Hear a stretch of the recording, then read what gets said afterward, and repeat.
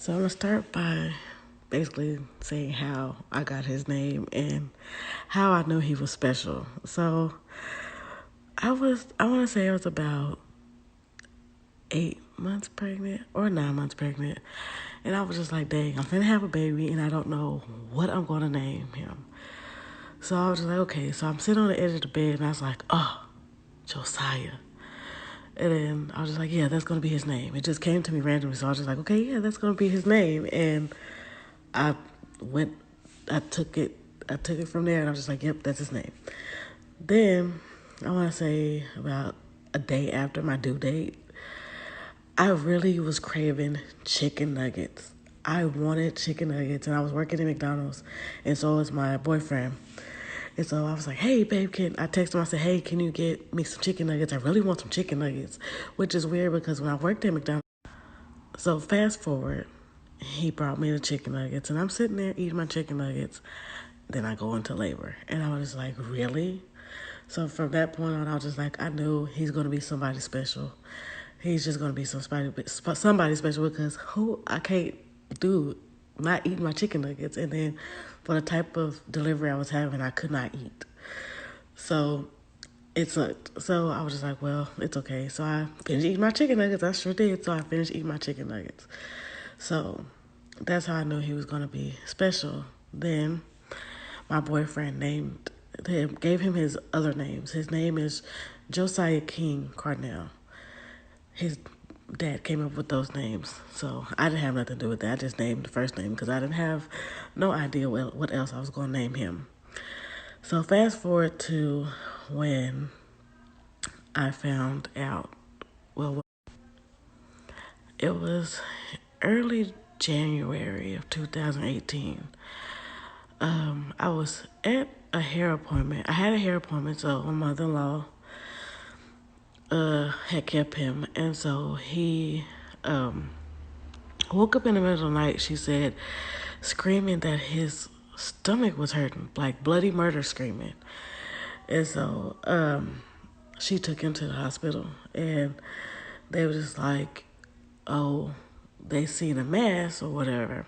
So immediately my boyfriend called me and told me what was up and basically saying that they think it was cancer. And I cried because we all know cancer is very deadly and not many people survive it. And so I was shooken up. I ain't gonna lie. I was really shooken up because I was just like, at the time I didn't understand. I had a whole bunch of questions. I had a lot of whys and what fors and stuff like that. So they ran a test and did a biopsy and stuff, came back that it was cancer. And the type of cancer it was it's called neuroblastoma. They say it's rare, but it's not really rare. I mean, it only affects a certain age group, and he happened to fall in that age group, which is, I believe, from 2 to 4 or 3 to 4. I'm not sure. But yeah, so the process was like the chemo and stuff. I mean, he did all the chemo. He took the pills. He did the radiation. And seeing him go through that was so heartbreaking, especially knowing that there's nothing you can do about it. Just basically watching your...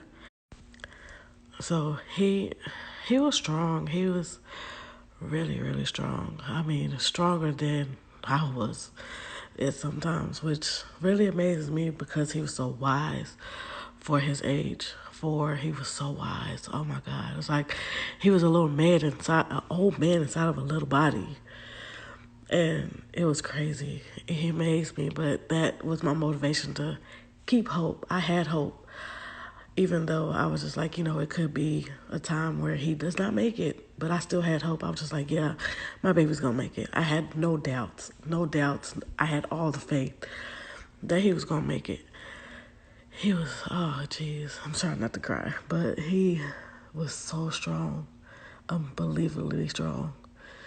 Wise. I mean, it's so crazy. But he was, oh my God, he was such a light. Even though he was going through what he was going through, which I know was tough because I could tell because it took a toll on his little body. You could tell, especially during the days that leading up to his death. You could tell it was taking a toll on his body. He stopped walking, and then he eventually stopped eating a little bit, and then eventually overall he stopped eating, period. And then they gave him a little feeding tube just to make sure he had something to eat. The doctors, they're okay, I guess. They gave us hope, sometimes false hope, but I mean, what can you do? Especially if they already, I'm pretty sure they already know that he wasn't going to make it. But, you know, at the time, I don't think they didn't want to tell us because it was just too soon, because you never know. I want to say it happened so fast.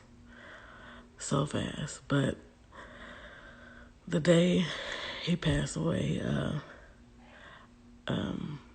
I was not there, which really sucked because I was meeting my boyfriend's aunt to get something for him, and they called me and said that he was, on his way out, and I was, oh my God, I was so mad. I was just like, nope, I gotta make it. I gotta try to at least make it.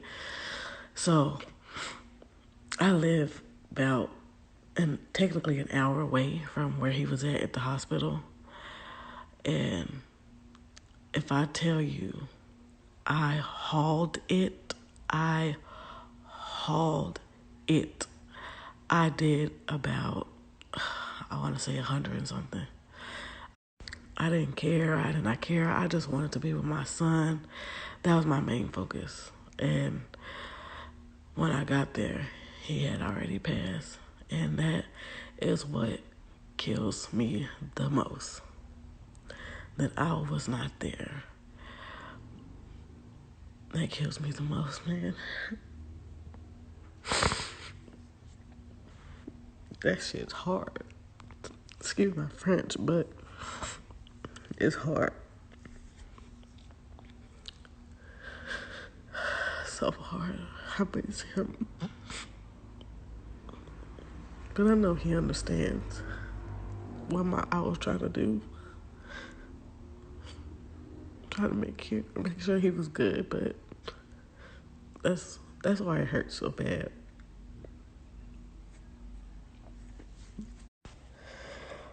And another reason why it hurts so bad is that he died a month before his birthday. And it's like a double whammy. A double whammy. His funeral was packed. There was no room for nobody to sit. Nobody to sit. They even said that people were outside of the building supporting us and supporting him, which was amazing because you never know how many people you got. But overall, I want to say cancer is no joke. No joke. And it's no joke. And when I see people survive, I'll be like, wow, you're a miracle. For real, because the way I feel, it sucks so bad. Like, I never would have thought at the age of 25 I would bury one of my children. That's something I never would have thought. To be honest, I never thought about that, being a mom. That never ever crossed my mind that always going to be a day where I might bury my children.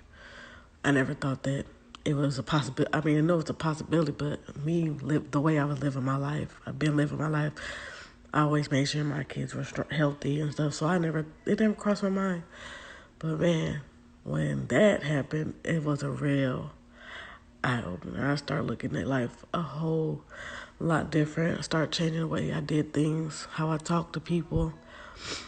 I started to open up more because life is short, literally short. My son was only here for 4 years. But other than that, the reason why I am as strong as I am is because he was strong. If he wasn't strong, I wouldn't be. Because the stuff that he would say. For example, he wouldn't even want to be on FaceTime calls because he was like, I don't want them to see me like this. I don't want them to see me like this. It would make him so mad. So mad because he didn't like it. He didn't want nobody to see him like that. Which is understandable. I mean, I could agree. I wouldn't want nobody to see me like that either.